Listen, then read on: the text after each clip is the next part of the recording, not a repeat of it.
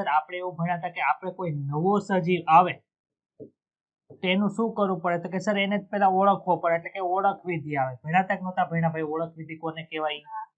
ઓળખ વિધિ થાય પછી શું કરવાનું? તો કે સર પછી છેલ્લે વર્ગીકરણ કરવાનું, ને વર્ગીકરણ કર્યા પછી એનું આપણે નામાધિકરણ કરતા હતા. યાદ આવ્યું? તો આપણે ઓળખ વિધિ કરવામાં એટલે શું કરવું પડે? તો કે સર ઓળખ વિધિ કરવું એટલે કે ઈ જે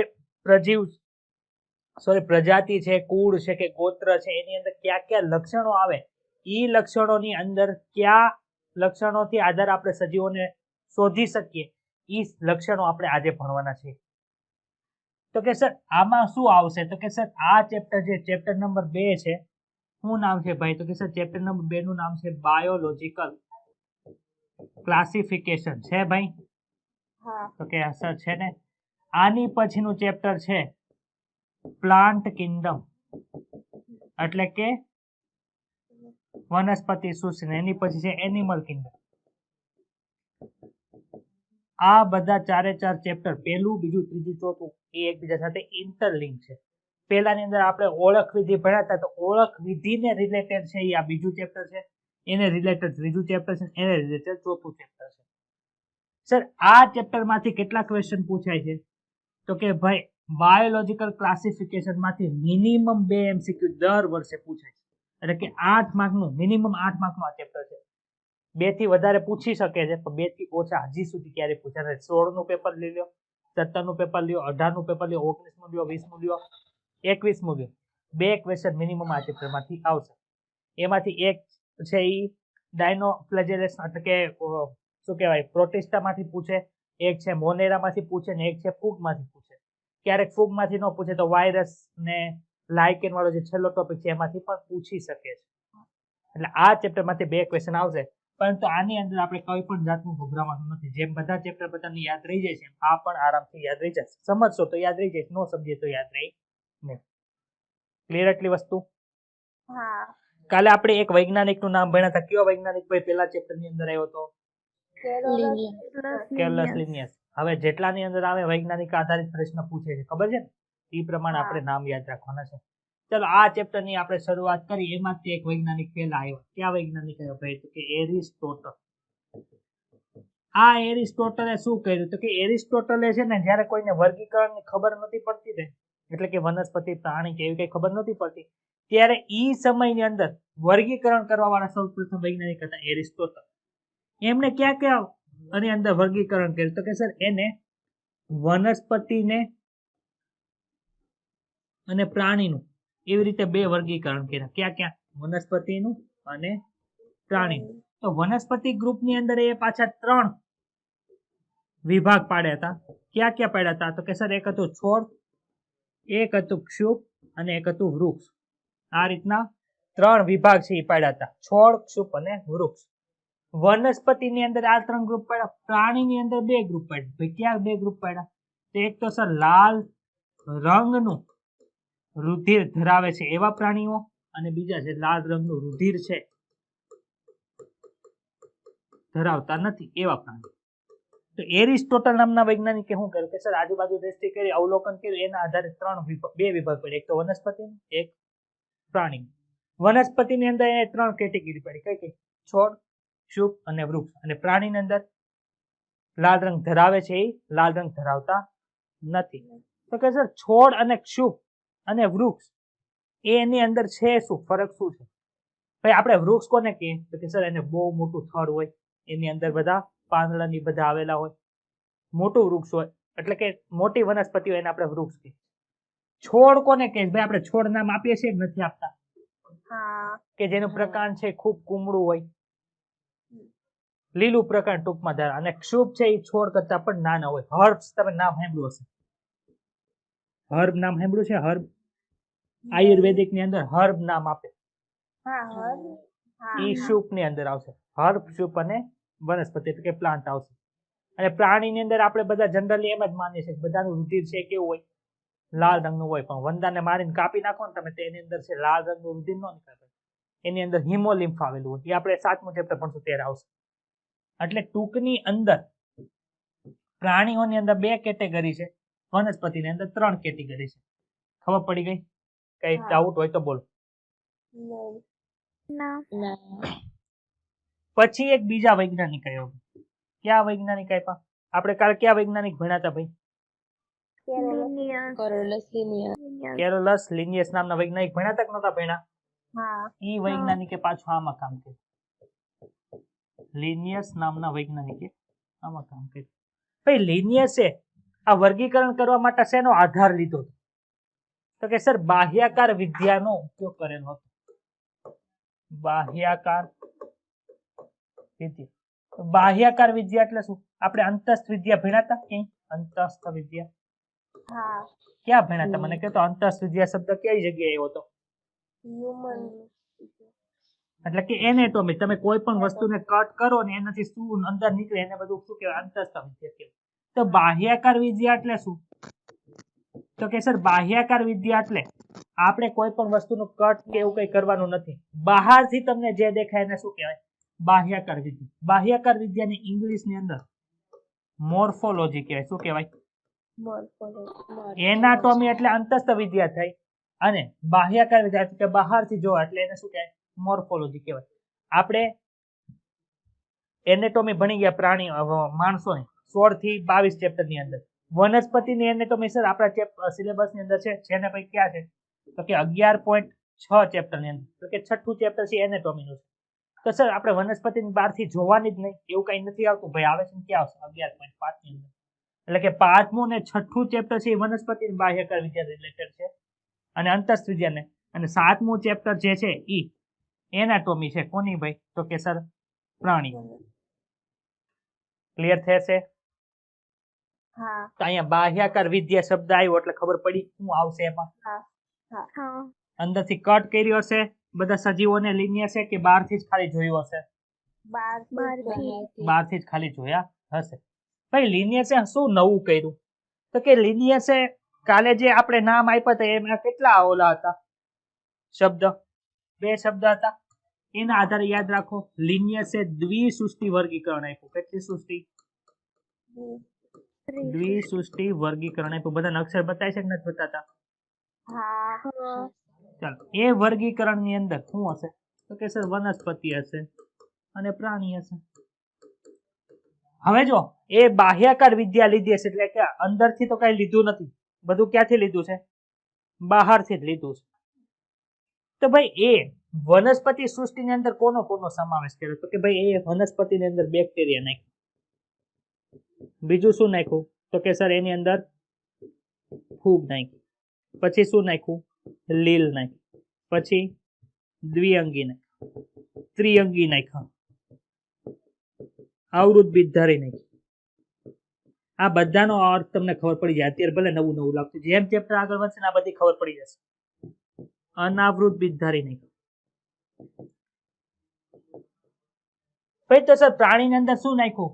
તો કે સર પ્રાણીની અંદર અમીબા નાખ્યા, પેરામિશિયમ નાખ્યા. આ રીતની બધી વસ્તુ છે કેની અંદર નાખી? પ્રાણીની અંદર નાખી. એટલે કે વનસ્પતિ સૃષ્ટિ અને પ્રાણી સૃષ્ટિ એમ 2 વિભાગની અંદર વાત કરી. પરંતુ સર આ એ વનસ્પતિ સૃષ્ટિની અંદર કઈ એવી વસ્તુ લીધી, કયું એવું લક્ષણ લીધું કે એના આધારે એ વર્ગીકરણ કર્યું? તો કે બહારથી દેખાતું હોય એવું. તો બહારથી દેખાતું હોય એવું પણ સ્પેસિફિક કયું? તો કે વનસ્પતિ સૃષ્ટિની અંદર એ એવું ડિસાઈડ કર્યું કે જે કોષ દિવાલ ધરાવે છે એ બધા કેની અંદર? વનસ્પતિ સૃષ્ટિની. ત્યાં પ્રાણી સૃષ્ટિની અંદર કોને નાખ્યા? તો કે સર એમાં કોષ દિવાલ ધરાવતા નથી એવા બધા ઘટકોનો સમાવેશ કેમાં કર્યો? પ્રાણી સૃષ્ટિની અંદર. ખબર પડી? આમાં કોઈને કઈ ડાઉટ હોય તો બોલી જાઓ.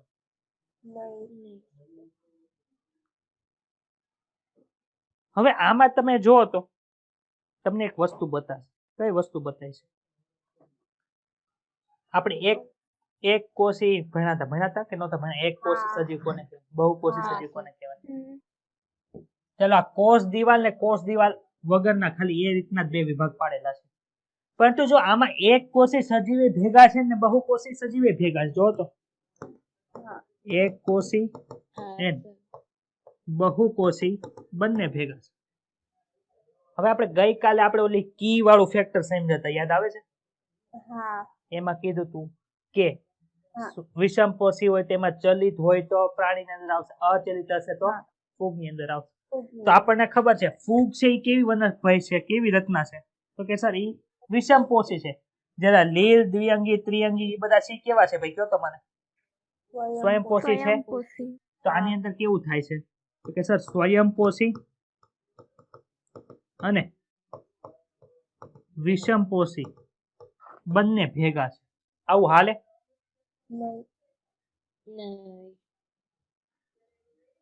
આ બેક્ટેરિયા આપણે કઈક ભણી ગયા છે 8મા ચેપ્ટર અંદર, ભણ્યા તક નહોતા ભણ્યા કે સર બેક્ટેરિયાની અંદર આપણને સુકોષ કેન્દ્રી સજીવો જેવી અંગિકા જોવા મળતી નથી. તો આમાં જો બેક્ટેરિયા, ફૂગ કેમ આવે ભાઈ, તો કે સર એમાં તો કોષની અંદર કોષ કેન્દ્ર પટલ જોવા મળે, કોષ કેન્દ્ર જોવા મળે, બધી કોષીય અંગિકાઓ જોવા મળે. એટલે ત્રીજું આમાં લખીએ કે ન લખીએ કે આદિ કોષ કેન્દ્રી અને સુકોષ કેન્દ્રી બંને ભેગા છે, કહી શકીએ. આ છે લેટેસ્ટ પ્રકારનું વર્ગીકરણ કહી શકાય નહીં. કોઈ આપેલું તો કે સર લિનિયસ દ્વારા કેવું વર્ગીકરણ આપ્યું છે, બે સૃષ્ટિની અંદર વિભાજિત કર્યું છે. એટલે આને આપણે કહી શકીએ ટુ કિંગડમ ક્લાસિફિકેશન. આની પછી એક નવા વૈજ્ઞાનિક આવ્યો જેનું નામ હતું RH વ્હીટેકર. શું નામ હતું ભાઈ? RH વ્હીટેકર. ભાઈ એમાં જો તમને એક ઈસવીસન આપી છે 1969 ની અંદર આવ્યો. ક્યારે આવ્યા હતા? આ વૈજ્ઞાનિકે 5 કિંગડમ કઈ આપી હતી? સૃષ્ટિ આપી હતી, ક્લાસિફિકેશન આપ્યું હતું. 5 સૃષ્ટિ વર્ગીકરણ આપ્યું. ભાઈ કઈ 5 સૃષ્ટિ વર્ગીકરણ જે આપણે મેઇન ભણવાના છે? એક હતી મોનેરા, એક હતી પ્રોટિસ્ટા, એક હતું ફૂગ, એક હતું વનસ્પતિ સૃષ્ટિ અને એક હતું પ્રાણી સૃષ્ટિ. સર આમાં મોનેરા ની અંદર કોને નાખ્યા, પ્રોટિસ્ટા ની અંદર કોને નાખ્યા, ફૂગ ની અંદર કોને નાખ્યું, વનસ્પતિ સૃષ્ટિ ની અંદર કોને નાખ્યું, પ્રાણી સૃષ્ટિ ની અંદર કોને નાખ્યું, એની અંદર કયા કયા એવા લક્ષણો છે એ નાખ્યા હતા એ તમે અમને જણાવો. તો જો માપદંડો કયા કયા છે?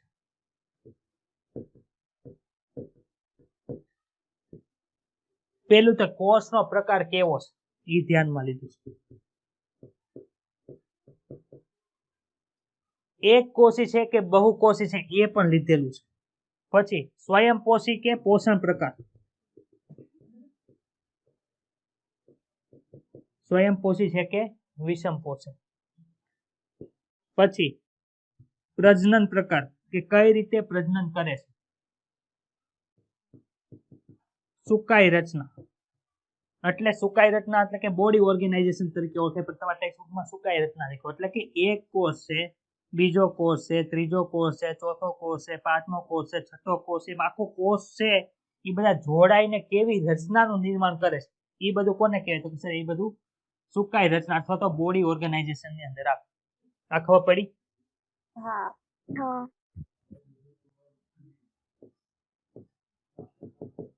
એટલું લખી લો તો તમે. હા.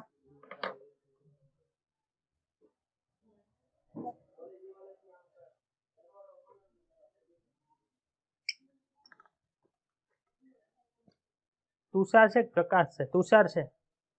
કેમ તુષાર ભાઈ ભણવાની મજા આવે છે કે શું કરો તમે? હા સર મજા આવે. તો વાંધો.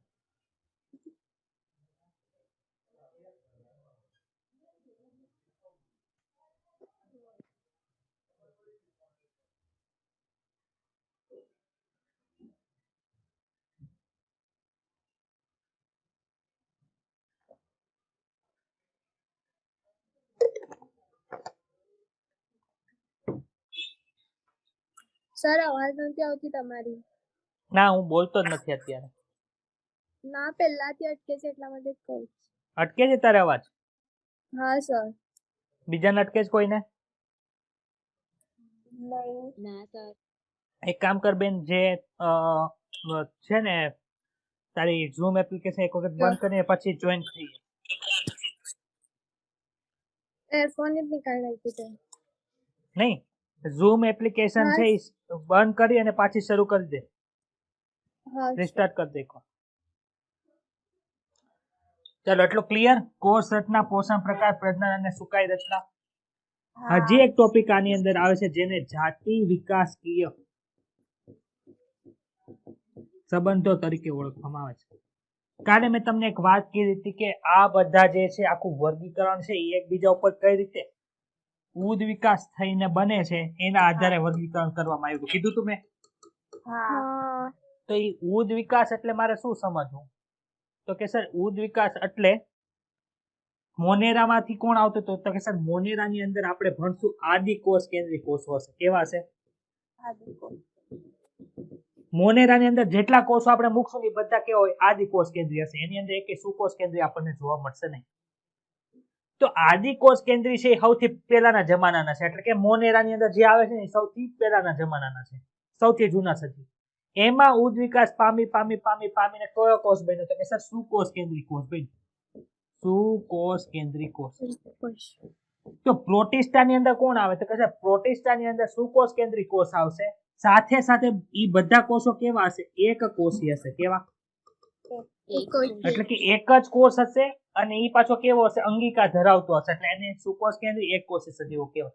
ઈ બધા કોની અંદર આવે? તો કે સર પ્રોટિસ્ટાની અંદર આવે. ત્રીજું છે ફૂગ. ભાઈ ફૂગની અંદર કોનો સમાવેશ થાય? તો અહીંથી જો પ્રોટિસ્ટા હોય કે ફૂગ હોય કે પછી વનસ્પતિ સૃષ્ટિ હોય કે બધી પ્રાણી સૃષ્ટિ હોય, એ બધાની અંદર કયા કોષો આવે? તો બધાની અંદર સુકોષ કેન્દ્રિત કોષો આવશે. એટલે ભાઈ આ કોષ રચનાનો પ્રશ્ન પૂરો થયો કે ન પૂરો થયો? હા સર પ્રોટિસ્ટા છે, ફૂગ છે, વનસ્પતિ સૃષ્ટિ, પ્રાણી સૃષ્ટિ છે, બધાની અંદર સુકોષ કેન્દ્રી કોષ છે. તો હવે કોષની જટિલતા આવે. આપણે એક ચેપ્ટર એક ક્વેશ્ચન મેં ડીપીપી ની અંદર મૂકેલો હતો. નીચેનામાંથી કોણ કોષની જટિલતા બતાવે છે? આદિ કોષ કેન્દ્રી કે સુકોષ કેન્દ્રી? તો આપણે દેખાતા સુકોષ કેન્દ્રી. બરોબર છે? હા તો અહીંયા સુકોષ કેન્દ્રી એક કોષી આવી ગયો. તો આ બધાની અંદર શું આવશે? તો કે સર આ બધાની અંદર સુકોષ કેન્દ્રી તો આવશે, એની સાથે સાથે આપણને બહુકોષી સજીવો જોવા મળશે. કેવા સજીવો જોવા મળશે? ક્લિયર થાય છે એટલી વસ્તુ? હા તો સર તમે એનો વિભાગ શું કામ પાડ્યા? બહુકોષી સજીવો બધાની અંદર છે, બધાની અંદર સુકોષ કેન્દ્રી કોષ છે. તો એ બધાને અલગ અલગ કઈ રીતે પાડ્યા? તો કે પોષણ પ્રકારને આધારે અલગ પાડ્યા. કોના આધારે અલગ પાડ્યા ભાઈ? આપણને ખબર છે આમાંથી પોષણ પોતાની રીતે કોણ મેળવે? તો કે સર વનસ્પતિ સૃષ્ટિ મળે છે. જ્યારે ફૂગ છે અને પ્રાણી સૃષ્ટિ છે કેવું પોષણ મેળવે છે? તો કે સર ઈ બીજાની ઉપર પોષણ મેળવે. ફૂગ છે અને પ્રાણી. તો કે સર ફૂગ અને પ્રાણી સૃષ્ટિ બીજા ઉપર પોષણ મેળવે છે, તો એમાં બધાની અંદર તમે કેમ અલગ ભાગ પાડ્યા?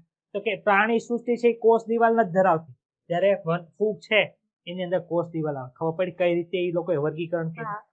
એટલે તમારે ટૂંકની અંદર યાદ શું રાખવાનું? તો કે સર કયા કયા માપદંડોને આધારે છે વર્ગીકરણ કર્યું છે? તો કે પેલી કોષની રચના છે. કોષની રચનાથી પૂરું થાય તો પછી આવે પોષણ પ્રકાર. પોષણ પ્રકાર પછી શું આવે? પ્રજનન. પ્રજનન વિશે ડિટેલની અંદર કોણ કઈ રીતે પ્રજનન કરે છે આપણે ભણવાનું આવે છે. પછી સુકાઈ રચના, તો કે બોડી ઓર્ગેનાઇઝેશન કેવું છે, એક કોષી છે, બહુકોષી છે, એ બધું.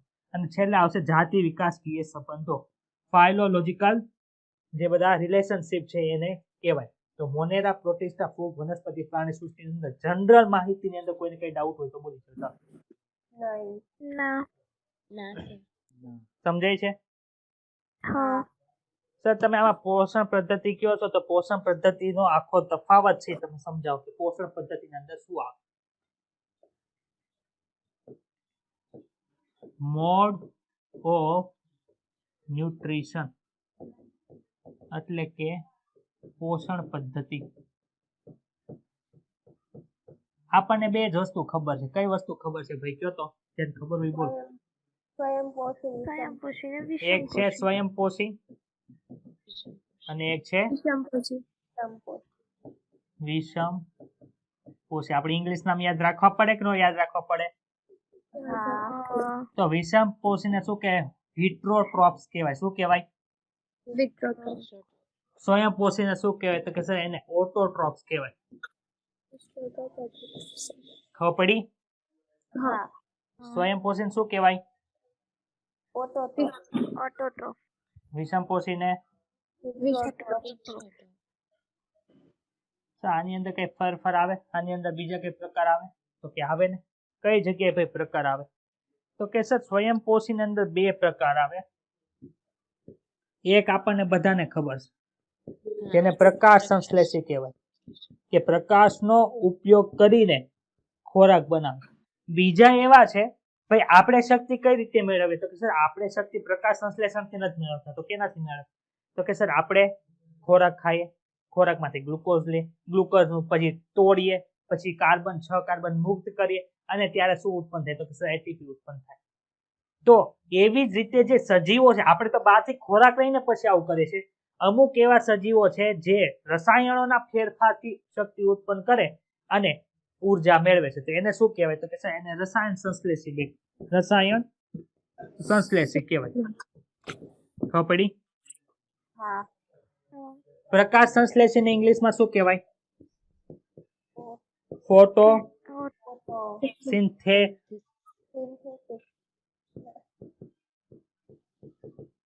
આને શું કહેવાય? રસાયણ એટલે કેમિસ્ટ્રી ભણો કે નથી ભણતા?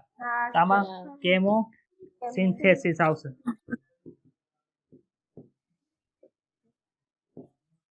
ક્લિયર?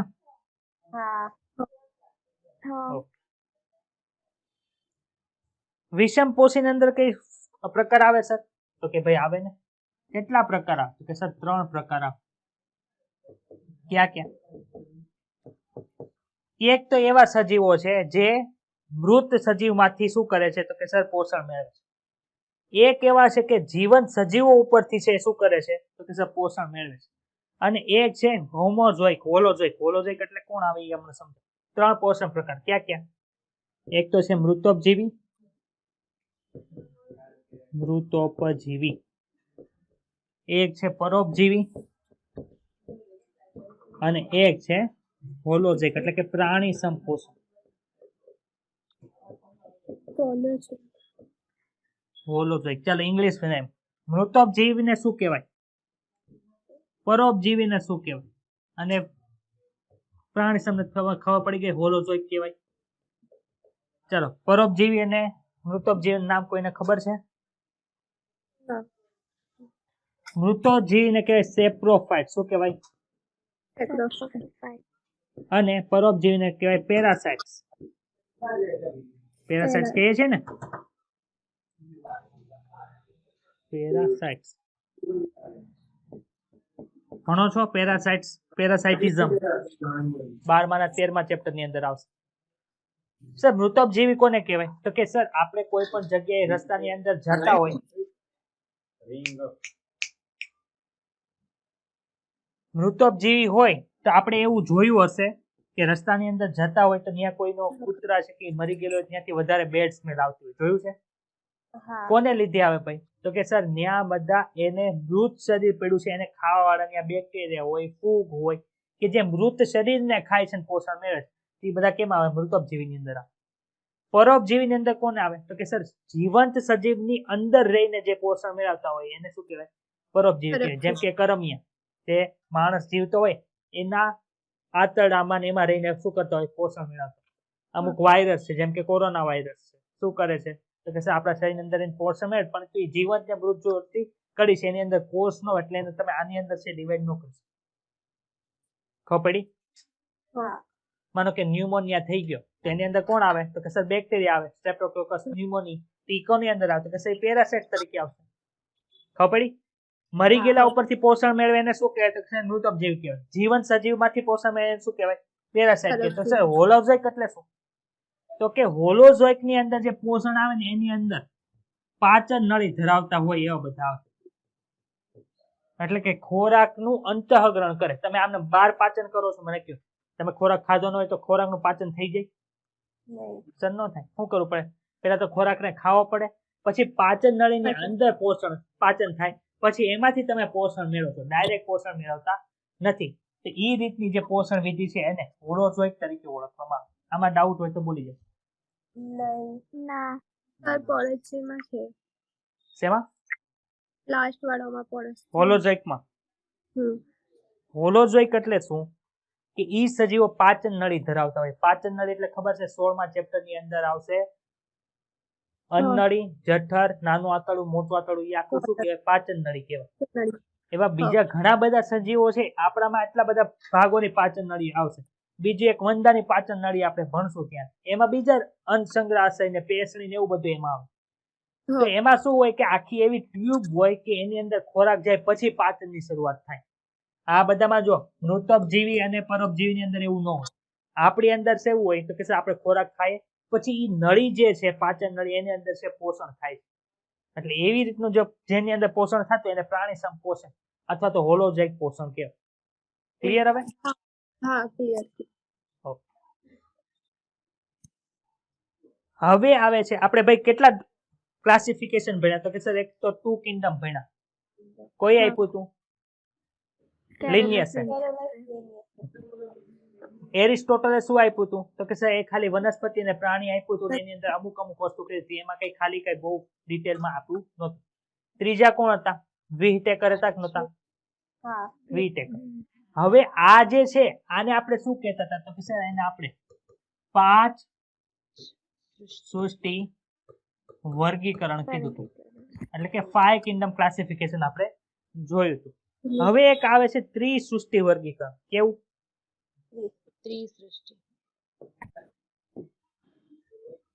ત્રિસૃષ્ટિ વર્ગીકરણ. એમાં શું થાય છે ભાઈ? તો કે પાછળથી આ ત્રિસૃષ્ટિ વર્ગીકરણ ને 6 સૃષ્ટિ વર્ગીકરણ તરીકે પણ ઓળખવામાં આવે છે. 6 સૃષ્ટિ વર્ગીકરણ તરીકે પણ ઓળખવામાં આવે. ભાઈ આની અંદર હોય શું? બહુ કઈ ડિટેલ ની અંદર જવાનું નથી. તમને ટેક્સ્ટ બુક ની અંદર આના વૈજ્ઞાનિકનું નામ નથી આપ્યું એટલે તમારે યાદ નથી રાખવાનું. તમે બીજા કોકના શું કહેવાય પેમ્પલેટ ની બધું જોશો ને એમાં આ વૈજ્ઞાનિકે આ આપ્યું, આ વૈજ્ઞાનિકે આ આપ્યું, એવું બધું ઘણી બધી વસ્તુઓ છે. તો આપણે ટેક્સ્ટ બુક ઉપર અત્યારે ફોકસ કરવાનું. શું કામ? તો કે સર પેલા 90 ક્વેશ્ચન માંથી 85 આવી જાય ને આવડી જાય ને પછી શું કરવાનું? તો કે સર પછીના જે 5 ક્વેશ્ચન હોય ને આઉટ ઓફ એનસીઈઆરટી પછી શીખવાના હોય. પેલા તો અહીંયા 85 સુધી પોગવું પડે કે ન પોગવું? અત્યારે બધા ઘણી બધી ફૂલ ટેસ્ટ આપી છે. કોના 85 ક્વેશ્ચન સાચા પડ્યા છે? પડ્યા જ કોઈના? તો પેલા આપણે ઈ પહોંચવાનું હોય ને ઈ પહોંચવા માટે શું કરવું પડે? એનસીઈઆરટી કરવી પડે. તો પેલા એનસીઈઆરટી ક્લિયર કરવાની, ત્યાર પછી આપણે આઉટ ઓફ એનસીઈઆરટી જશું. તો આપણે ત્રિસૃષ્ટિ વર્ગીકરણ કોઈ આપ્યું એને કઈ મતલબ નથી. કોઈ એની અંદર શું આવે એ જોવાનું છે. તો આપણે અત્યારે 5 સૃષ્ટિ વર્ગીકરણની અંદર શું ભણ્યા હતા ભાઈ? મોનેરા, પછી પ્રોટિસ્ટા, ફૂગ, વનસ્પતિ સૃષ્ટિ અને પ્રાણી સૃષ્ટિ. હવે આ જે ત્રિસૃષ્ટિ વર્ગીકરણ છે એની અંદર શું થાય ખબર છે? મોનેરાને 2 વિભાગની અંદર ડિવાઈડ કરી નાખ્યું. મોનેરાને 2 વિભાગની અંદર ડિવાઈડ કર્યું. ક્યાં 2 વિભાગ હતા ભાઈ? તો એક હતું આર્કિયા ડોમેઇન અને બીજું હતું બેક્ટેરિયા ડોમેઇન. આર્કિયા ડોમેઇન ને બીજું કયું હતું ભાઈ? અને આ બધા જે છે બાકીના જેટલા બધા કોણ કોણ વધે છે ભાઈ? જો તો પ્રોટિસ્ટા, ફૂગ, વનસ્પતિ અને પ્રાણી સૃષ્ટિ એને યુકેરિયા ડોમેઇન ની અંદર છે એ એડ કર્યા. યુકેરિયા ડોમેઇન ની અંદર એડ કરેલા છે. ખબર પડી? તો જો તો કેટલી સૃષ્ટિ થાય? 1 ડોમેઇન, 2 ડોમેઇન અને 3 ડોમેઇન થઈ ગયા. પણ જો સર અહીંયા તમે લખ્યું 6 સૃષ્ટિ વર્ગીકરણ, ઈ કઈ રીતે? તો કે આ રીતે થાય ભાઈ. જો આ પહેલી સૃષ્ટિ, આ બીજી સૃષ્ટિ, આ ત્રીજી સૃષ્ટિ, આ ચોથી સૃષ્ટિ, પાંચમી સૃષ્ટિ, છઠ્ઠી સૃષ્ટિ થઈ.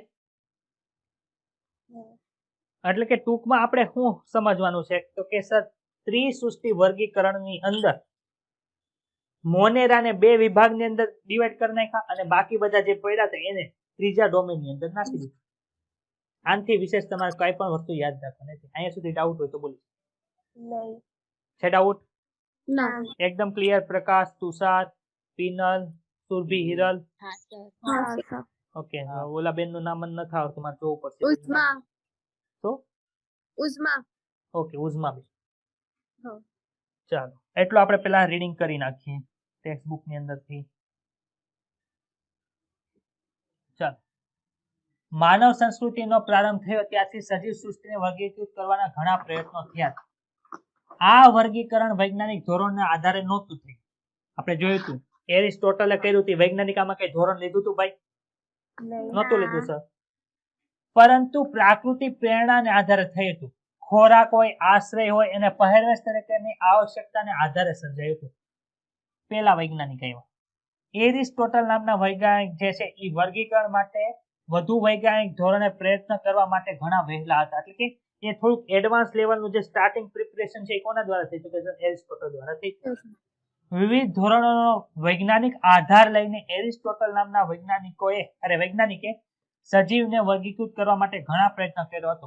તેમણે માત્ર બાહ્ય રચનાકીય એટલે કે બાહ્ય રચનાને આધારે મોર્ફોલોજિકલ કેરેક્ટરનો ઉપયોગ કરીને વનસ્પતિઓને છોડ, ક્ષુપ અને વૃક્ષ એમ 3 જૂથોની અંદર વર્ગીકૃત કર્યા હતા. ભાઈ અહીંયા હર્બ છે, અહીં શ્રુબ આવશે. અહીં શું આવશે? શ્રુબ. અહીંયા હર્બ આવશે છોડની અંદર. તમે જોજો ગમે ત્યાં હશે ને અમુક આયુર્વેદિક મેડિસિન હશે ને એમાં આવું હર્બ્સ લખેલા હશે. કે મળે તો મને કહેજો. એટલે હર્બ્સ ક્યાંથી લીધા હોય તો કે છોડનો અમુક ભાગ હોય એને હર્બ્સ તરીકે આપણે લેતા હોઈએ દવા તરીકે. પ્રાણીઓને 2 સમૂહમાં વિભાજિત કરે, એક તો લાલ રંગનું ધરાવે છે ને એક લાલ રંગનું ધરાવતા નથી. રુધિર. ક્લિયર? એરિસ્ટોટલનું કામ અહીંયા પૂરું થઈ ગયું. બીજું કઈ એરિસ્ટોટલ યાદ રાખતું નથી. હવે કોણ આવે છે તો કે લિનિયસ નામના વૈજ્ઞાનિક. ભાઈ આ વૈજ્ઞાનિકને આપણે ઓળખીએ છીએ જે દ્વિનામી નામકરણ પદ્ધતિ આપી હતી. લિનિયસના સમયમાં બધી વનસ્પતિ અને બધી પ્રાણીઓને સમાવતી દ્વિસૃષ્ટિ વર્ગીકરણ પદ્ધતિ વિકસિત થઈ હતી. વનસ્પતિ સૃષ્ટિ અને પ્રાણી સૃષ્ટિ બંને. આ સૃષ્ટિને હમણાં સુધી છે શું કરતા હતા કે સર આપણે એનો ઉપયોગ કરતા હતા. પરંતુ આની અંદર થતું હતું શું ભાઈ તો કે સર આ પદ્ધતિની અંદર આદિકોષ કેન્દ્રી અને સુકોષ કેન્દ્રીને બધાને એક સાથે લીધા તક નહોતા લીધા. આપણે જોયું એક કોષી અને બહુકોષીને હારે લીધા તક નહોતા લીધા. પ્રકાશ સંશ્લેષી અને અપ્રકાશ સંશ્લેષી વગેરે જેવા સજીવોનો ભેદ કરતો નહોતો. અહીંયા સુધી ડાઉટ હોય તો બોલ. છે ડાઉટ? સજીવોનું વનસ્પતિઓ અને પ્રાણીઓમાં વર્ગીકરણ સહેલાઈથી કરાયું હતું અને સમજવામાં પણ સહેલું હતું. પરંતુ ઘણી સંખ્યામાં સજીવો જે તે કક્ષામાં સમાવેશ થતા નહોતા. શું કામે નહોતા થતા? જો અહીંયા તમને સમજાવું. તમારે 2 નામ આવશે. ક્યાં 2 નામ આવશે? એક તો જો અમીબા છે. કેવું છે ભાઈ? સર એક કોષી છે. ક્યારે ભણવામાં આવશે તો કે આપણે પ્રોટિસ્ટા ભણશું ને. પ્રોટિસ્ટા આપણે કેમ કીધું મોનેરા પછી પ્રોટિસ્ટા, અહીંયા અમીબા આવશે. પેરામિશિયમ છે એ પણ કઈ જગ્યાએ આવશે તો કે સર ત્યાં આવશે. તો આપણે ભણી ગયા કે પ્રોટિસ્ટાની અંદર કેવા કોષો આવતા હતા? કયો તો મને જેને યાદ હોય. બહુકોષી આવતા હતા. સુકોષ કેન્દ્રીય હતા. પરંતુ એક કોષી હતા કે બહુકોષી હતા?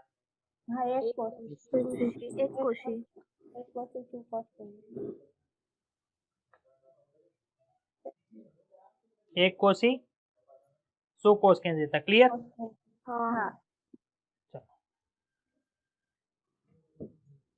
હવે 2-3 લીલના નામ યાદ રાખવાના છે. એક તો ક્લોરેલા કઈ છે? હા આ તમે જે ઓલી પેન્સિલ લખ્યું ને નથી બતાતું. Purple pencil. હા એ નથી દેખાતી.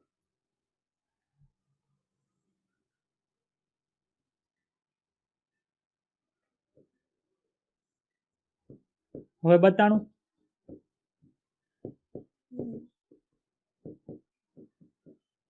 હા એક કોષી છે અને બીજા કેવા છે ભાઈ? સુકોષ કેન્દ્રી. આપણે કેની અંદર ભણશું આને? પ્રોટિસ્ટાની અંદર ભણશું. પરંતુ જ્યારે દ્વિસૃષ્ટિ વર્ગીકરણ ભણતા હતા ત્યારે આને હેમાં નાખતા હતા તો કે સર એને પ્રાણી સૃષ્ટિની અંદર નાખતા હતા. કેમાં નાખતા હતા? પ્રાણી સૃષ્ટિની અંદર નાખતા. હવે શું થાય છે ભાઈ? ક્લોરેલાસી કેવી છે તો કે સર ક્લોરેલાસી તો લીલ છે. કેવી છે? લીલ. હવે આ લીલ છે કેવી લીલ છે ખબર છે? એક કોષી લીલ છે. એક કોષી લીલ છે. તો હવે માનો કે આ બધા છે, આ એક કોષી છે, સુકોષ કેન્દ્રી છે આ એક કોષી છે શું કોષ કેન્દ્રી છે તો મારે આને હેમાં મૂકવું પડે પ્રોટિસ્ટાની અંદર મૂકવું પડે કે ન મૂકવું પડે મને કયો તો હા તો અત્યારના વર્ગીકરણ પ્રમાણે અમીબા અને પેરામિશિયમ એ કેમ આવે પ્રોટિસ્ટાની અંદર આવે ફ્લોરેલા પણ કેમ આવે પ્રોટિસ્ટાની અંદર આવે છે પરંતુ પેલા શું થતું હતું કે સર પેલાનું જે આપણે વર્ગીકરણ ભણશું ને ત્યારે અમીબા અને પેરામિશિયમ છે કેની અંદર નાખ્યા હતા પ્રાણી સૃષ્ટિની અંદર નાખ્યા હતા ફ્લોરેલા ની બધા કેની અંદર નાખ્યું હતું વનસ્પતિ સૃષ્ટિની અંદર નાખ્યું ખબર પડી જો હમણાં વિરોધાભાસી લાઈન આવશે તો હું તમને સમજાવીશ આથી દ્વિસૃષ્ટિ વર્ગીકરણ પદ્ધતિની લાંબા સમય માટેની ઉપયોગિતા અયોગ્ય જણાય સંપૂર્ણ બાહ્યાકાર અભ્યાસ ઉપરાંત એટલે કે બહારથી જોઈ તો વાંધો નહીં પરંતુ બીજા કયા કયા લક્ષણોનો તમારો ઉપયોગ કરવો પડે તો કે કોષની રચના કેવો કોષ છે એ કોષ દિવાલ ધરાવે છે તો એ કોષ દિવાલ શેની બનેલી છે આ પહેલું લક્ષણ આ બીજું લક્ષણ યાદ રાખજો ત્રીજું છે પોષણનો પ્રકાર પોષણ સ્વયંપોષી વિષમપોષી એ તો બરોબર છે પરંતુ સ્વયંપોષીમાં કેવો સ્વયંપોષી પ્રકાશ સંશ્લેષી કે રસાયણ સંશ્લેષી અથવા તો વિષમપોષી છે તો પેરાસાઇટ્સ છે કે પછી સેપ્રોફાઇટ્સ છે કે પછી હોલોઝોઇટ છે ખબર પડી આ એ રીતનું ચાલો આ ત્રીજું લક્ષણ ચોથું લક્ષણ કયું છે ભાઈ તો કે નૈસર્ગિક નિવાસસ્થાનો કઈ જગ્યાએ રહે છે અને પાંચમું છે પ્રજનનની પદ્ધતિઓ છે અને છઠ્ઠું છે ઉદ વિકાસીય સંબંધો કઈ રીતના ઉદ વિકાસ છે કોનામાંથી થયા એટલા લક્ષણોનો છે સમાવેશ કોની અંદર થાય છે તો કે સર નવું વર્ગીકરણ જે આપણે ભણીએ છીએ એમાં 5 સૂત્રીય વર્ગીકરણની અંદર આ બધાનો સમાવેશ કર્યો આથી સજીવો માટેની વર્ગીકરણ પદ્ધતિમાં સમયાંતરે કેટલાક ફેરફારો થતા ગયા ભાઈ અત્યારે આપણે જે માપદંડોથી આપણે ભણીએ છીએ તેની અંદર 5 સૂત્રીય વર્ગીકરણ અત્યારે બરોબર આપણને લાગે પરંતુ ભવિષ્યની અંદર કંઈક નવી શોધખોળો થાય તો શું થાય તો કે અત્યારે 5 સૂત્રીય વર્ગીકરણ છે એમાં પણ કંઈ નવું અપડેટ આવે અને એમાં સુધારા થાય ખબર પડી એટલે અત્યારના આધારે કયું છે તો કે અત્યારના આધારે 5 સૃષ્ટિ વર્ગીકરણ આપણે ભણીએ છીએ છતાં પણ તેઓ વનસ્પતિ અને પ્રાણી સૃષ્ટિને વિવિધ વર્ગીકરણ પદ્ધતિઓમાં સ્થાયી બનાવી પરંતુ કયા જૂથો કયા સજીવો આ સૃષ્ટિમાં સમાવેશ કરી શકાય છે તેની સમજણ બદલાતી હતી સમય જતા વિવિધ વૈજ્ઞાનિકો દ્વારા બીજી સૃષ્ટિઓની સંખ્યા અને તેમાં સમાવેશ સજીવોની પ્રકૃતિ પણ જુદી જુદી રીતે સમજાવવામાં આવી હવે જો મેઇન જે પેરેગ્રાફ છે R.H. વ્હીટેકર દ્વારા 5 સૃષ્ટિ વર્ગીકરણ પદ્ધતિ રજૂ કરવામાં આવી હતી આ 5 સૃષ્ટિ વર્ગીકરણમાં મોનેર આવે પ્રોટિસ્ટ આવે ફૂગ આવે વનસ્પતિ સૃષ્ટિ અને પ્રાણી સૃષ્ટિ જેવા નામાંકનથી માપદંડોમાં કોષ રચના સુકાઈ આયોજન અને પોષણની પદ્ધતિ પ્રજનન અને જાતિ વિકાસકીય સંબંધો છે એનો સમાવેશ કરવામાં આવ્યો એના જે જુદા જુદા લક્ષણો છે એ આપણે છેલ્લે છે એ ભણવાના છે એટલે કે ડિટેલની અંદર આપણે આની જ ચર્ચા કરવાની છે હવે શું આપ્યું થોડુંક એવું ડિસ્ક્રિપ્શન આપ્યું છે ત્રિક્ષેત્રીય વર્ગીકરણનું શું આપ્યું છે એમાં તો ભાઈ ત્રિક્ષેત્રીય વર્ગીકરણ પદ્ધતિ પર પ્રસ્થાપિત કરવામાં આવી જે સૃષ્ટિને મોનેરાને 2 ક્ષેત્રોની અંદર વિભાજિત કરે છે બાકી રહેલ બધા પ્રોટિસ્ટા ફૂગ વનસ્પતિ સૃષ્ટિ અને પ્રાણી સૃષ્ટિને યુકેરિયસ સૃષ્ટિની અંદર છે શું કરી નાખ્યું વિભાજિત કરી નાખ્યું ખબર પડી જે આગળ જતા 6 સૃષ્ટિ વર્ગીકરણની અંદર પરિણામે છે તમે આ પદ્ધતિ માટે વિસ્તૃતમાં આગળના વર્ગોનો અભ્યાસ કરશો ભાઈ તમે જો બોટાનિસ્ટ બનશો તો અત્યારે આવશે નહીં ખબર પડી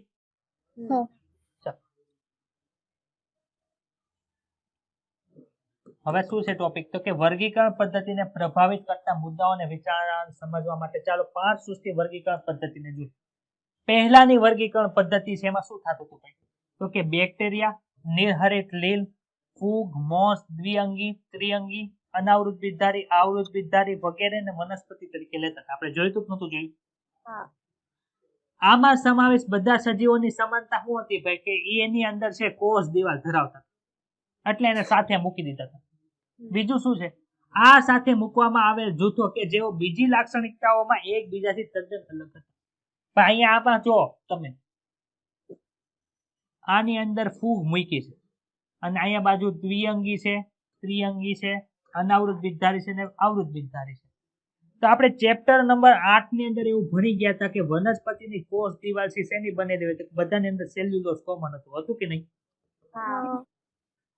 જ્યારે આમાં તો ખાલી લક્ષણ કયું સમાન છે કે ફૂગે કોષ દિવાલ ધરાવશે મોસે કોષ દિવાલ ધરાવશે દ્વિઅંગી કોષ દિવાલ ધરાવશે બેક્ટેરિયા કોષ દિવાલ ધરાવશે ત્રિઅંગી કોષ દિવાલ ધરાવશે આવૃત બીજધારી કોષ દિવાલ ધરાવશે આપણને ખબર છે બેક્ટેરિયાની કોષ દિવાલ અલગ બનેલી છે વનસ્પતિ જે આમાં બીજી લખેલી છે દ્વિઅંગી ત્રિઅંગી, એ બધાની કોષ દિવાલ અલગ છે અને ફૂગની કોષ દિવાલ છે એ કાઇટિનની બનેલી છે. તો જો અહીં એક વસ્તુ લખી છે, અહીંયા સાથે મૂકવામાં આવેલ જૂથો કે જેઓ બીજી લાક્ષણિકતાઓમાં એકબીજાથી અલગ હતા. આ લાઈન સમજાણી બધાને? હા. આદિકોષ કેન્દ્રીય બેક્ટેરિયા અને નીલહરિત લીલ ને બીજા સમૂહ કે જે સુકોષ કેન્દ્રીય હતા તેમની સાથે લીધા છે. આ આદિકોષ કેન્દ્રી છે, જ્યારે બાકી બધા સુકોષ કેન્દ્રી છે. બધાને એક વનસ્પતિમાં નાખી દીધા, કોઈ દ્વિસૃષ્ટિ વર્ગીકરણની અંદર. એક કોષીય અને બહુકોષીય ને એક આરે નાખી દીધા. જો કઈ રીતે?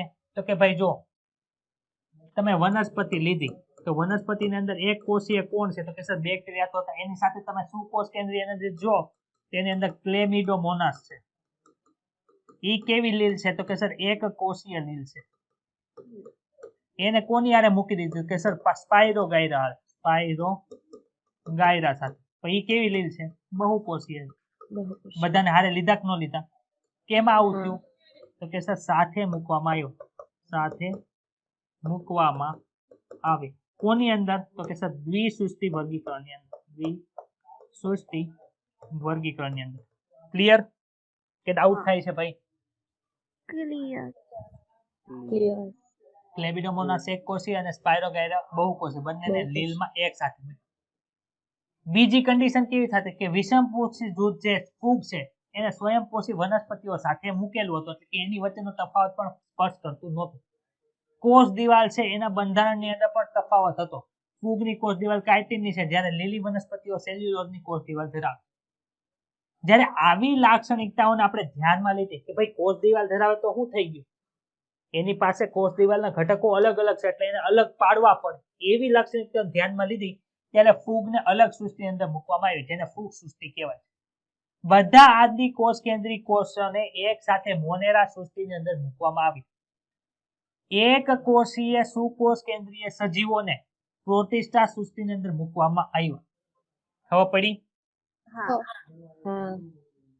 પ્રોટિસ્ટા સૃષ્ટિની અંદર ક્લેમિડોમોનાસ કેવી લીલ છે ભાઈ? આ એક કોષીય. મેં હમણાં બીજી એક નામ આપ્યું હતું, ક્લોરેલા. યાદ આવ્યું? હા. આ ક્લોરેલા અને ક્લેમિડોમોનાસ છે એને પેલા કઈમાં મૂક્યા હતા? વનસ્પતિમાં મૂક્યા હતા કે નહોતા મૂક્યા? તો કે સર વનસ્પતિમાં મૂક્યા. જો આ લખ્યું, પહેલા વનસ્પતિની લીલની અંદર મૂકવામાં આવ્યા. મૂક્યા હતા? અને બંને કોષ દિવાલ ધરાવે. બીજું કોણ કોણ આવે? તો કે સર સુકોષ કેન્દ્રી હોય અને પાછા કોષ દિવાલ ધરાવતા ન હોય અને પાછા એક કોષી હોય, એવા કોણ કોણ છે? તો કે સર અમીબા છે, પેરામેશિયમ છે. એને પેલા ક્યાં મૂક્યા હતા? પ્રાણી સૃષ્ટિની અંદર મૂક્યા. પણ અત્યારે ક્યાં મૂકીએ છીએ? તો સર આપણે પ્રાણી સૃષ્ટિમાં પેલા મૂકવામાં આવ્યા હતા, અત્યારે આપણે પ્રોટિસ્ટા મૂકીએ છીએ. ખબર પડી? એટલે કે ક્લોરેલા હોય કે ક્લેમિડોમોનાસ હોય, અમીબા હોય કે પેરામેશિયમ છે, એ એક કોષી છે અને સુકોષ કેન્દ્રી છે, એટલા માટે એને આપણે પ્રોટિસ્ટાની અંદર મૂકીએ છીએ. ઓકે, સમજણમાં કઈ ડાઉટ થતું હોય તો બોલો. આ લાઈન અલગ હતી, આ સમજાણી? હા.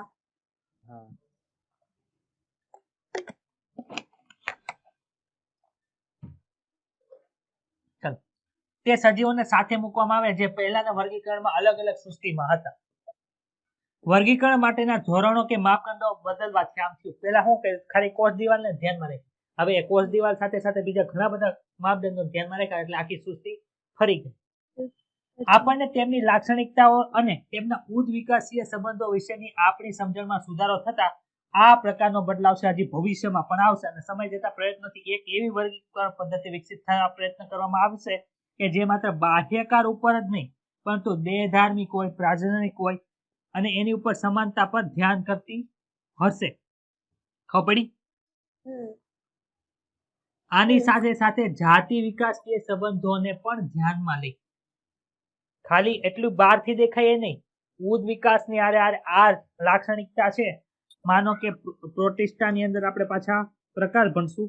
અત્યારે ખાલી યાદ રાખો, પ્રોટિસ્ટાની અંદર આવશે ક્રાઇસોફાઇટ્સ આવશે, ડાયનોફ્લેજેલેટ્સ આવશે, સ્લાઇમ મોલ્ડ આવશે, પછી યુગ્લિનોઇડ્સ આવશે અને છેલ્લે આવશે પ્રજીવો. તો સર આ બધા છે એકબીજા સાથે શું સંબંધ ધરાવે છે? પછી દ્વિઅંગી ત્રિઅંગી છે, અનાવૃત્ત બિતર આવૃત્ત બિતર, એકબીજા સાથે શું સંબંધ ધરાવે છે? એ જાણવાનું છે. એના આધારે પણ શું થાય છે તો કે સર વર્ગીકરણ છે એ થાય છે. તો એને શું કે જાતિ વિકાસકીય સંબંધો. સમજણ પડી?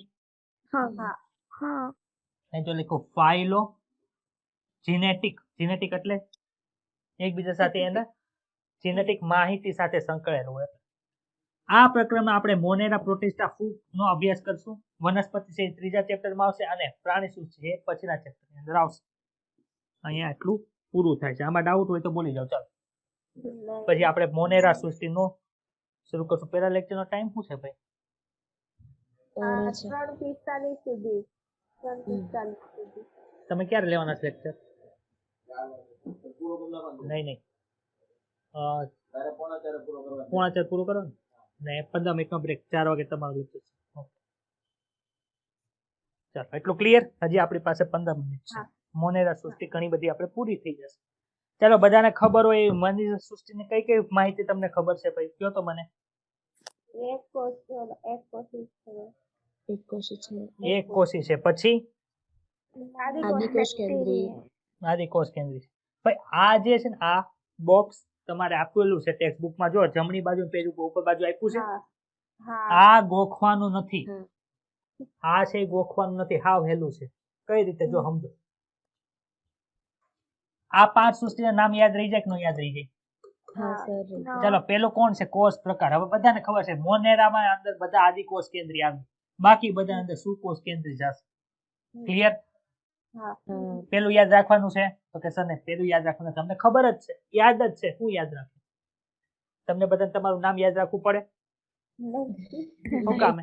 સર અમને તો ખબર જ છે અમારું નામ. પછી હું યાદ રાખશું? ચલો બીજું છે કોષ દિવાલ. તો કોષ દિવાલ કોની અંદર ન હોય? તો સર પ્રાણી સૃષ્ટિ અંદર તો ન જ હોય. એટલે એ તો કેરા જ થઈ ગઈ. વનસ્પતિની અંદર હોય. કોની હોય? સાયલ્યુલોઝ ની હોય. ક્લિયર? ફૂગની અંદર અમને ખબર છે કે સર કાઇટિન યુક્ત છે. પ્રોટિસ્ટા આપણે જ્યારે ભણશું ત્યારે અલગ અલગ એના ઘટકો આપણે ભણશું. ક્રાઇસોફાઇટ્સ ને બધા. ત્યારે એની અંદર તમારે ભણવાનું આવશે કે કોની અંદર કોષ દિવાલ છે, કોની અંદર નથી. તેની અંદર કોની જગ્યાએ કોષ દિવાલની અંદર કયું સ્ટ્રક્ચર આવશે? યુગ્લિનોઇડ્સ આવશે ને ત્યારે આવશે. એમાં પ્રોટીનની બનેલું સ્ટ્રક્ચર આવશે. તે આપણે ત્યારે ભણશું. જ્યારે મોનેરાની અંદર છે પણ એ કેવી છે તો કે સર પોલિસેકેરાઇડ અને એમિનો એસિડ બંને ભેગી મળીને શું બનાવે છે? એની કોષ દિવાલ બનાવે છે. એમાં સેલ્યુલોઝની હતી નહીં. એને પેપ્ટિડોગ્લાયકેન કહેવાય. અને શું કહેવાય? પેપ્ટિડોગ્લાયકેન તરીકે ઓળખવામાં. ચલો બીજામાં કઈ યાદ રાખવા જેવું? થોડુંક છે. ખાલી આમાં છે, આમાં છે. બાકી કઈ યાદ રાખવા જેવું નથી. ચલો ત્રીજું છે કોષ કેન્દ્ર પટલ. ભાઈ કોષ કેન્દ્ર પટલ કોની અંદર હોય? સુકોષ કેન્દ્રી કે આદિકોષ કેન્દ્રીની અંદર? કોષ કેન્દ્ર પટલ એટલે ખબર છે ને? કોષરસ પટલ ને બંને અલગ અલગ વસ્તુ છે. આ કોષરસ પટલ છે. જ્યારે કોષ કેન્દ્રની ફરતે જે આવું આપણને જોવા મળતું તેને શું કહે? કોષ કેન્દ્ર પટલ. તો જે સુકોષ કેન્દ્રી હોય એની અંદર બધાની અંદર સર આમાં છે, આમાં છે, આમાં છે, આમાં નથી. ક્લિયર? ચાલો પછી શું છે? દૈહિક આયોજન છે. શું છે? દૈહિક આયોજન એટલે શું? સર કોષો છે જોડાઈને પેશી બનાવે છે કે નથી બનાવતા? પેશીઓ ભેગી મળીને અંગ બનાવે છે કે નથી બનાવતું? અંગો ભેળા મળીને અંગતંત્ર બનાવે છે કે નથી બનાવતા? એ બધું આમાં.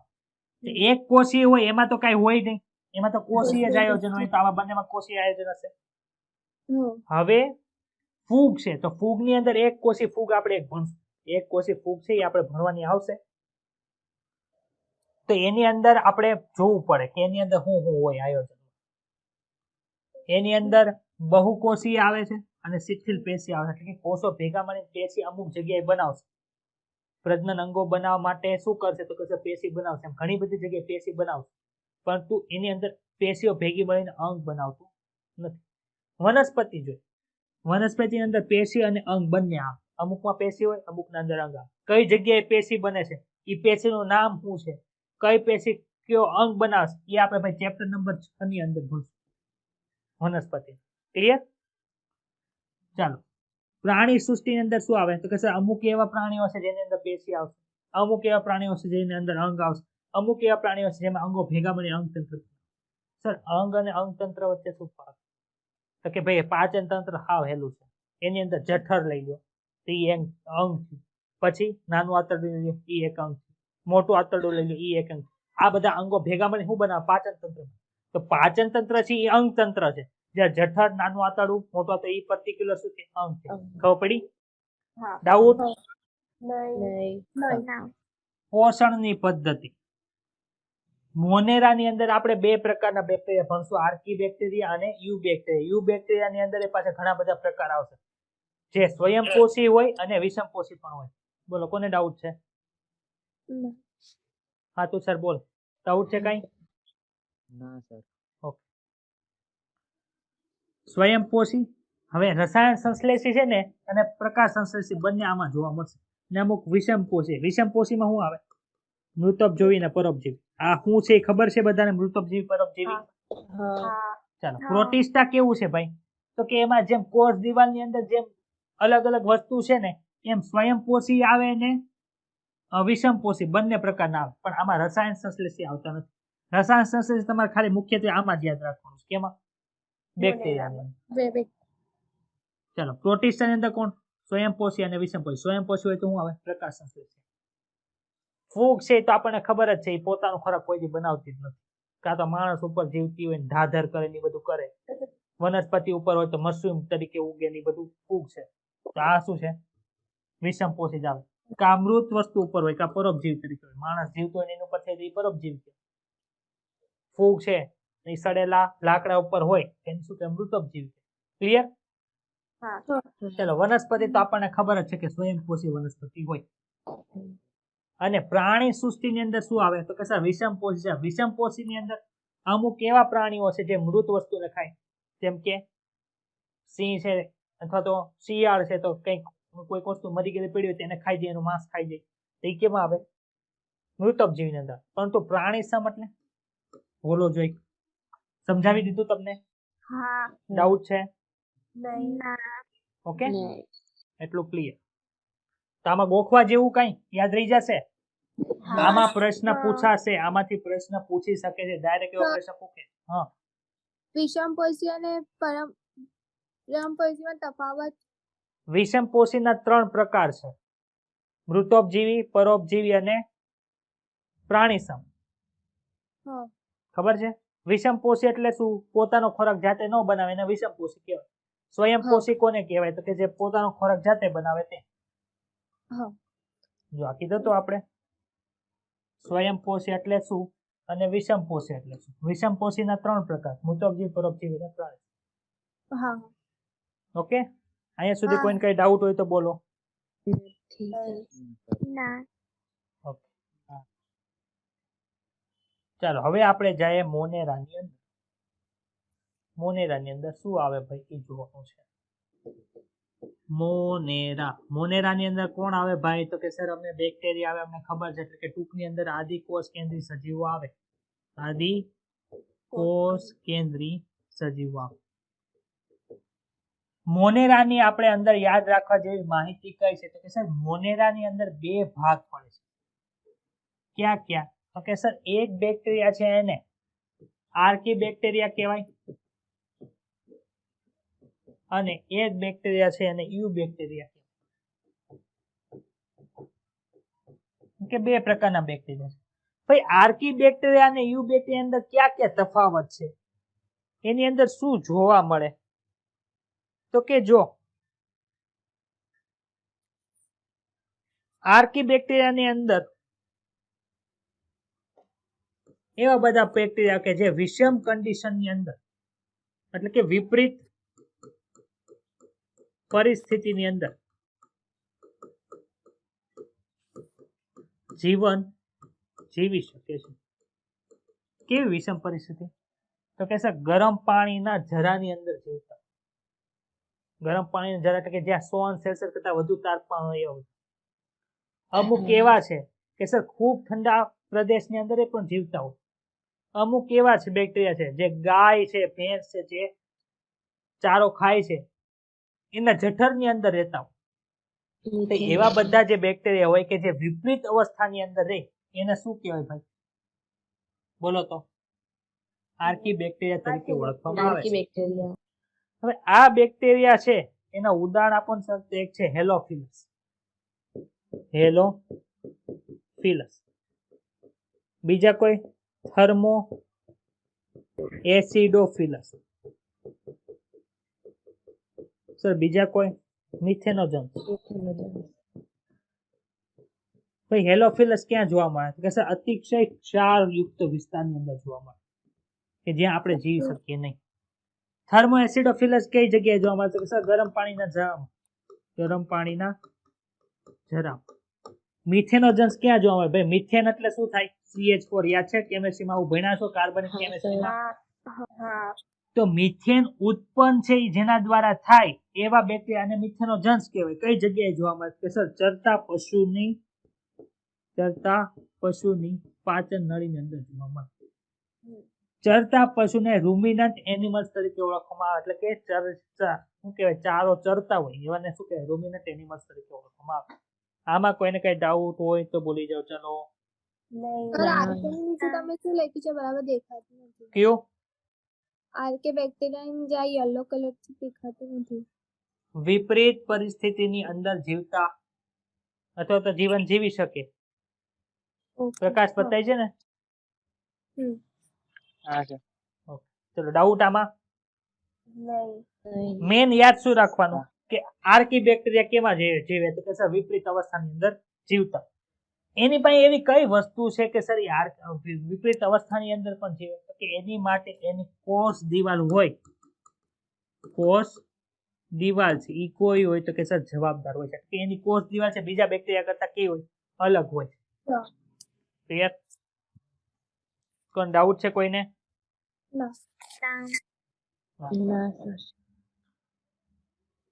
પીસીઆર નામ સાંભળ્યું છે? હા સર પીસીઆર તો ન થાય પણ આરટીપીસીઆર સાંભળ્યું છે અત્યારે બહુ સાંભળ્યું. હા શું કહેવાય આરટીપીસીઆર ક્યાં હોય? સર કોરોના છે કે નહીં એ જાણવા માટે આરટીપીસીઆર કરે છે. આરટીપીસીઆર નું પીસીઆર તમારે ભણવાનું છે પોલિમરેઝ. ક્યાં આવે ભાઈ આ ભણવાનું તો કે સર આ ભણવામાં આવશે 11માના 12મા ચેપ્ટરની અંદર. સોરી 12માના 12મા ચેપ્ટરમાં આવશે. 12માના 12મા. પણ સર આ આરટી એટલે શું? ભાઈ આપણે 12માનું 6થું ચેપ્ટર ભણશું ત્યારે એવું ભણશું કે વાયરસની અંદર આરએનએ હોય ને એમાંથી શું બને તો કે સર ડીએનએ બને. એટલે કે રિવર્સ ટ્રાન્સક્રિપ્શન થાય. એટલે અહીંયા રિવર્સ ટ્રાન્સક્રિપ્ટેઝ પોલિમરેઝ ચેન રિએક્શન આપણે આરટીપીસીઆર ની અંદર જોઈ. કેમાં? કોરોના ટેસ્ટની અંદર. ખબર પડી? પણ સર આ તો આરટીપીસીઆર 12મા ભણવાનું છે 12માની અંદર છે અત્યારે હું કામ લેવું? તો ભાઈ પોલિમરેઝ ચેન રિએક્શન ની અંદર આપણે શું કરવું પડે કે એની અંદર ડીએનએ આપણે બનાવવાના હોય. જેવું ડીએનએ હોય અથવા તો જેવું આરએનએ છે એવું આપણે બનાવ. તો આપણને ખબર છે આપણા શરીરની અંદર બધી ક્રિયા છે ઉત્સેચકની હાજરીની અંદર થાય છે કે નથી થતી? હવે બધી ઉત્સેચક છે એ ચોક્કસ તાપમાને જ ક્રિયાશીલ હોય. એનાથી નીચું તાપમાન થાય તો ડીએક્ટિવેટ થઈ જાય અને ઊંચું તાપમાન જાય તો પણ ડીએક્ટિવેટ થઈ જાય. આવું ભણી ગયા 9મા ચેપ્ટરની અંદર. તો સર આપણે પોલિમરેઝ ચેન રિએક્શન છે એ તો કંઈક ખૂબ ઊંચા તાપમાને કરીએ છીએ. ઊંચા તાપમાને કરીએ છીએ. તો ને આ પોલિમરેઝ ચેન રિએક્શન કરવા માટે જે ઉત્સેચક વપરાતા હશે એ નાશ ન પામી જાય. તો કે ન્યા જે ઉત્સેચક આપણે વાપરશું એ કેમાંથી તારવેલું હોય ભાઈ તો કે સર ઊંચા ગરમ પાણીના જરામાં કે ઊંચા તાપમાને જીવી શકે એવા જે બેક્ટેરિયા છે એમાંથી આપણે કાઢીએ છીએ. આવું આપણે 12મા ધોરણ 11ના ધોરણ 12ના 12મા ચેપ્ટરની અંદર પણ ખબર પડી જ્યારે પીસીઆર ભણશું ત્યારે.